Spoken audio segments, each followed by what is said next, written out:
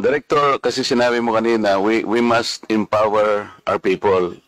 Tama naman yun. We have to enlighten our people because if our people are able to distinguish what is fake and what is true, sila lang, they can always repel. Maski na konting tulong lang eh. Halimbawa kanina, sabi ni Chair Dan, ang problema natin is the West Philippine Sea, sabi natin. Ano? But sinong agency ng government ang nag-empower sa ating mga kababayan para malaman nilang complications ng West Philippine Sea? Isipin po natin, sir, there is nothing as West Philippine Sea. Wala po yun. That is a creation by us. Sa totoo lang po, kahit nabasahin mo yung ating mapa or what, there is no West Philippine Sea.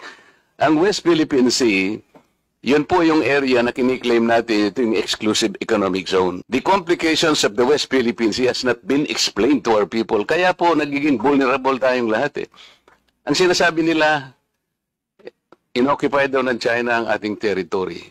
Sir, sa totoo lang po, if CICC and other agencies would cooperate with one another to empower our people, to educate them all, wala pong madideceive kahit ano pang gawin ng China. Kasi alam po na, we are all claimants dito po sa panig ng South China Sea. Hindi po natin alam ang Vietnam has the most features occupied in the South China Sea. They had 22, China is 14, tayo 8, Malaysia 14, Taiwan 1. Pero po, kaya po nagsimula dito, yung mga tao natin, mga kababayan natin, kahit na pong i-feed mo sa kanya, akala niya yung totoo because we were unable to educate them.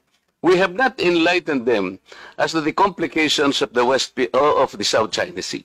What is the South China Sea? Di ba? So, doon po tayo magsimula. Ngayon, magdi-discuss tayo. We will repel this. Mahirapan din po eh. So nagiging biktima po lahat ang kababayan natin.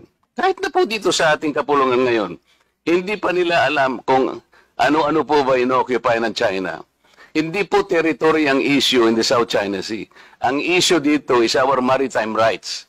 The maritime rights designated by our exclusive economic zone. Uunahin ko yung sinabi ni Kong Marcoleta, sabi niya hindi raw siya pumapanig sa China, pero kung pakinggan mo ang sinabi niya, halata na pinapanigan niya ang China patungkol sa dagat sa bahagi ng kanluran, sabi niya, dapat talaga raw maliwanagan ang mga Pilipino kung ano ang fake o hindi fake. Ngayon kung sinabi niya na walang West Philippine Sea, ibig sabihin ang fake ay ang sinasabi ng mga pro-China na may West Philippine Sea, at sinabi niya, kung alam daw sana ng mga Pilipino, di sana raw di sasabihin na ino-occupy ng China ang teritoryo ng Pilipinas, di raw sana maloloko ang sinuman na ibig sabihin di totoong pagmamayari ng Pilipinas ang malapit na dagat sa kanluran ng Pilipinas, di raw sana maloloko ang mga Pilipino kahit ano ang gawin ng China sa pagkilos nila sa kung anong gawin nila para makuha ang dagat sa malapit sa kanluran ng Pilipinas, parang sinabi niya na niloloko ng di mga pro-China na mga opisyales ng Pilipinas ang mga Pilipino. Ayaw niya pang banggitin na West Philippine Sea, ang sabi niya South China Sea, parang sinabi niyang pagmamay-ari talaga ng China.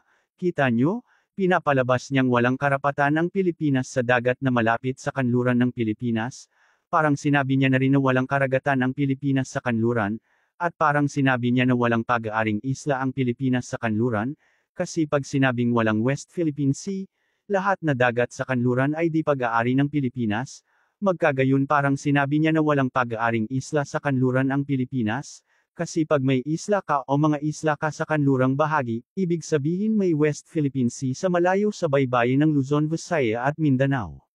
Ngayon sabi niya, marami raw nagkiklaim ng West Philippine Sea, kasama tayo at ang China, bakit sabi niya, kung alam daw sana ng mga Pilipino na walang West Philippine Sea, di na raw sana maloloko ang mga Pilipino kahit anong gagawin ng China sa West Philippine Sea, kasama pala tayo sa nagkiklaim bakit inaalisan tayo ni Kong Marcoleta sa pag-claim, parang pinapalabas niya pa na niloloko ng mga opisyales ng Pilipinas ang mga Pilipino sa pagkakalat sa mga ito na may West Philippine Sea. Tapos sabi niya mas higit raw na maturing na nakaka-occupy ay ang Vietnam, at China, paano nangyari yan, inapprove na nga ng UNCLOS na sakop ng Pilipinas ang West Philippine Sea. Tingnan nyo, sabi niya mga claimant, magkagayon ibig sabihin niya wala pang may jurisdiction, bakit si boss sabi niya lagi South China Sea? Ngayon ang sabi niya di raw alam ng mga Pilipino ang sakop ng China, pinapatungkol niya sa South China Sea, sabi niya, di raw issue ang teritoryo sa South China Sea, South China Sea, ha? Ibig sabihin wala ng karapatan ang mga nagklaklaim kasi South China Sea na nga, kasi ayaw niya ngang mabangit ang West Philippine Sea, kasi pag binanggit niya, di wala ng karapatan ang China, dapat sana ang sinabi niya na lang, disputed sea, di ba talaga siya pro-China sa mga sinasabi niya? Sabi niya ang pinagtatalunan raw ay maritime right, paano mo pa sasabihin ang maritime right kung sinasabi mo nang walang West Philippine Sea, yan nga ang napanalunan sa UNCLOS na maritime right. Kaya nga legal ng tinawag na West Philippine Sea. Iba yung exclusive economic zone ng Philippines na inaangkin din ng China. Magising po kayo Kong Marcoleta. Tandaan nyo Kong Marcoleta ang exclusive economic zone legitimong pag-aari ng Pilipinas yan, kaya bakit mo sinasabi maritime right designated by PEEZ? UNCLOS nga ang sumang-ayon, at legitimong pag-aari ng Pilipinas yan, kaya nga tinawag na Philippines Exclusive Economic Zone. Nauunawaan mo po ba yan? Bakit ang tinututukan ni Kong Marcoleta ang South China Sea? Bakit di niya maipakiwanag kung ano ang pinanalunan ng Pilipinas na karapatan sa karagatan sa paligid ng mga isla ng Pilipinas sa kanluran?